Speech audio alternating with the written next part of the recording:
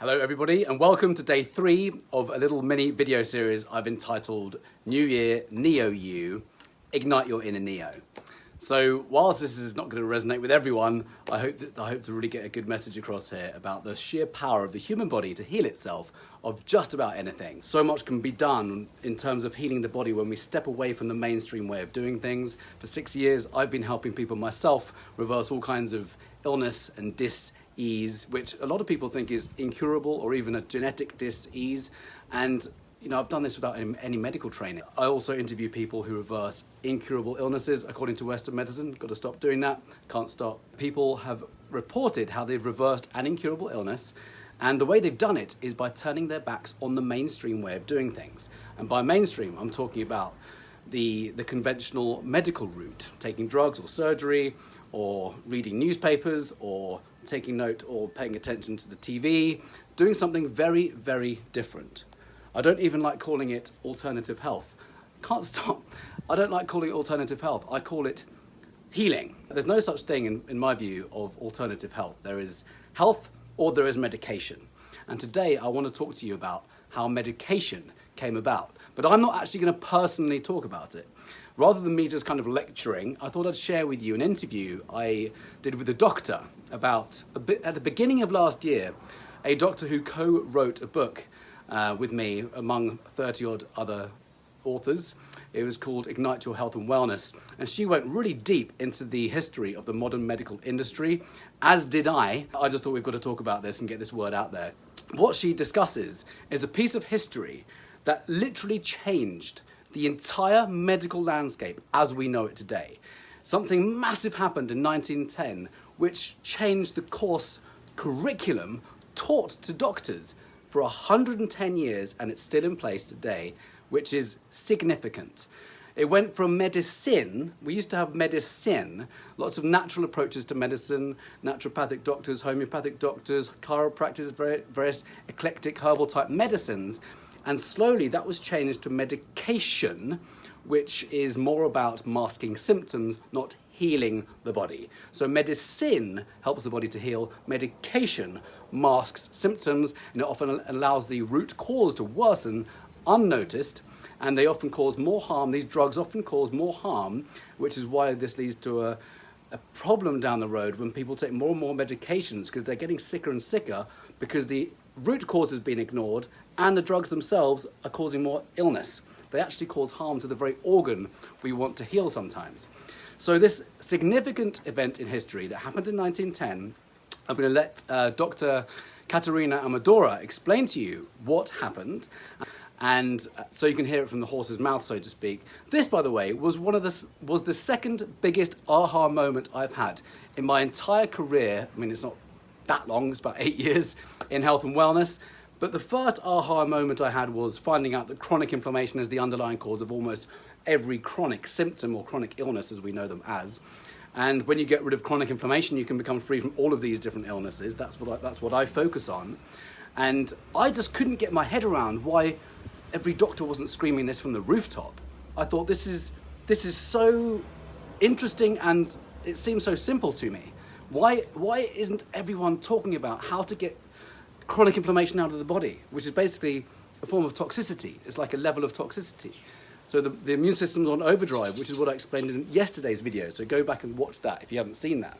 So I was thinking, why isn't everyone screaming this from the rooftop? And why can I do this? Why can I help people reverse all of these things like type 2 diabetes, pre-diabetes, high blood pressure, high cholesterol, arthritis and gout, eczema, psoriasis, all of these things without any medical training? And the reason for that is what's going to be in this video, and I'm going to stop talking because this is, I'm clearly not, I'm still talking, but this changed the course of history when it comes to modern medicine, which we think of as medicine, but it's actually medication. Medicine helps the body to heal. Medication, for the most part, masks symptoms, puts you into a survival mode. And it's often not too unusual to be on a cocktail of medications as we age. That's not a biological norm. That's a social norm, not a biological norm. The human body is so much better than that.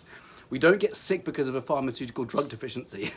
We really don't. We get sick because the body goes out of balance, and our genes have a tiny, tiny, tiny role, as we now know because of the science of epigenetics. which says it's the environment in the body that signals the genes, it's not the genes that trigger the illness. This has been around for several decades now. So this is a big piece of information. I'm still talking. I'm now going to end this video and invite you to watch this 7-minute interview with Dr. Katerina Amadora from Redondo Beach earlier this year. What I love about Katerina's story is she is a conventionally trained medical doctor turned holistic health practitioner. And we've both written about a piece of history, which is why I really loved your story, a piece of history that's happened in our time. Mm-hmm. And I love that you've written about this as a conventionally trained medical doctor, because something pretty fascinating happened around 1910 that transformed the whole face of medicine.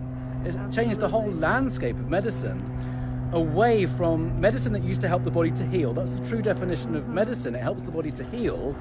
And it turned into a medication system. Yes, a sick care system. A sick care system. It's like a disease and symptoms maintenance system. A disease management system, not a healthcare system. Yeah. You know, there was a really famous quote from Thomas Edison before this happened that said that the doctor of the future will treat the human frame, not treat people with medicine. And then as a result of this thing that happened in the earliest part of the 20th century, it took us in a very pharmaceutically based direction, and neither of us was allowed to use the name of the individual that was responsible for this, which kind of made me angry. I know. I mean, we can say it now. Can we say it now? I think we can say it now. Rockefeller. Carnegie and Rockefeller. Carnegie and Rockefeller. They were responsible for this. Yeah, those philanthropists, the irony. They created the Carnegie and Rockefeller Foundation, and they commissioned the Flexner Report of 1910. Yes. And they started to pour hundreds of millions of dollars into medical schools throughout the US and started to steer the course curriculum taught to doctors to make it about drugs that they were manufacturing. Yeah. And and it had actually come about because Rockefeller was an oil baron, and he did this really unethical thing where he created these monopolies within the oil industry, and he actually was found guilty of doing this and was told that he had to put money into charity. And so the way he put the money into charity was to create a different kind of monopoly, a monopoly of the pharmaceutical industry instead. He did the exact same thing that he'd gotten in trouble for in the oil industry. No way, I did not know that piece. Wow, okay. Yeah, it's a pretty fascinating story. I think this is possibly the most important piece of history any of us can ever learn, given that our health is the most important thing. And so many people still go to conventionally trained doctors to seek health for illness and disease. Of course they have their place. They're amazing in emergencies and getting us out of trouble, getting us out of pain. But they don't teach any nutrition in medical school. You're saying that from personal experience? Personal experience. I mean, I think I had a grand total of 4 hours devoted to the study of nutrition in medical school, and all of it was the pharmacokinetics and pharmacodynamics of vitamins. The specific vitamins, what those vitamins will do in the body, and what happens if you don't have the vitamins in your body. Wow. That's it. No coverage of food, nothing about really nutrition.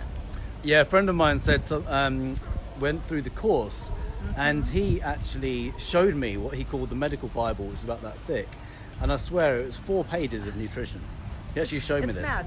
And he pulled out of medical school in the final year because he was like, I smell a rat. It's fat. It's bogus. And you go through, you accumulate so much debt that forces you to have to try to work in the medical field just to be able to pay off the debt. But I feel bad because I do believe that people go into medicine for the right reasons. 100%. They want to help people, but it's been the way it's been rigged. Yeah. They make it impossible to practice medicine unless you're following that big pharma agenda. Yeah, exactly. Yeah, totally. I think everyone who goes into medicine does it for a wonderful reason. Yeah. It's just that, until you do a bit of digging, you don't understand quite where the material comes from, and that's why it doesn't work for the treatment of illness and disease. Exactly. Anyway, we've talked a lot. Any final remarks? My biggest thing is the body's ability to heal is greater than anyone has allowed us to believe. It's Absolutely. like such a powerful self-healing machine, and it can heal just about anything, given the right environment within the body. And the science of epigenetics has given us our power back. It puts us back in the driving seat because it's the environment in the body that signals the genes. It's not the genes that determine whether we get sick or not. It's the environment we keep in the body. Exactly. And by environment, it's, well, what we eat and What we eat, the move. thoughts that we think, Yeah. all of those things are so important. Environmental toxins that we're exposed to, Yes. EMFs, even the EMFs from the phone that we're broadcasting. Exactly. I know. Thank you for watching, everyone. Thank you so much. Go and check out our stories. They're lots of short stories. They're very quick to read. It's really cool. Yeah. And the idea is to empower people to take their power back, heal their own bodies, and Yeah. live a life. And they're available for free download this weekend. And awesome. Thanks for watching. Going down. Mwah. Going down. I don't think I've ever blown a kiss to my audience. But there you Well, go. First time I'm for a everything. tantrika, what can I say? Oh, very good. Medical doctor turned tantric. Turned tantric healer. And, Brilliant. I did not know that about you. Amazing. Thank you for watching, everyone.